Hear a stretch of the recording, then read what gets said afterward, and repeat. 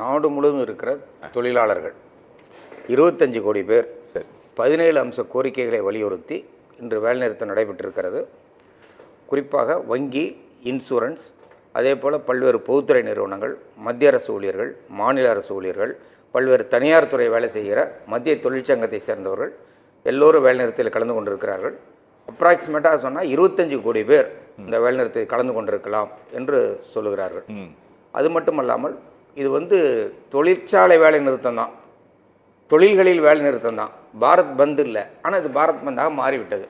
பீகாரில், ஒரிசாவில், மேற்கு வங்காளத்தில், கேரளாவில், ஏன் நம்மூர் திருப்பூர் போன்ற இடங்களிலும் இது பந்து போன்ற ஒரு சூழ்நிலையை கேரளாவில் முழுமையாக பந்து போன்ற ஒரு சூழ்நிலையை ஏற்பட்டு விட்டது.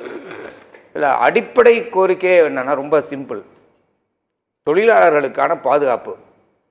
44 சட்டங்களை இந்த அரசாங்கம் 4 சட்ட தொகுப்புகளாக கொண்டு வந்து விட்டார்கள். சட்டம் என்றால் அது பாராளுமன்றத்திலோ சட்டமன்றத்திலே ஏற்றப்பட வேண்டும். இவர்கள் கொண்டு வந்திருக்கிற சட்ட தொகுப்பு என்று சொன்னால் it is a executive order.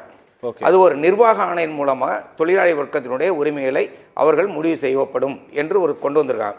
எதிர்ப்பின் காரணமாக, இந்த எதிர்ப்பு நாடு முழுவதும் வலுத்ததன் காரணமாக அமுல்படுத்தப்படவில்லை. ஆனால் பல மாநிலங்கள் 12 மணி நேரம் என்று சட்டத்தை மாற்றிவிட்டார்கள். தமிழ்நாட்டில் கூட 12 மணி நேரம் என்ற ஒரு சட்டத்தை கொண்டு வந்தார்கள். தமிழ்நாடு முழுவதும் பல்வேறு போராட்டங்கள், எதிர்ப்பு வந்தனுடைய விளைவாக அதை மறுபடியும் திரும்ப பெற்று விட்டார்கள். இன்றைக்கி குஜராத் போன்ற மாநிலங்கள், மத்திய பிரதேசம் போன்ற மாநிலங்கள் இந்த சட்டத்தை கொண்டு வந்து விட்டார்கள்.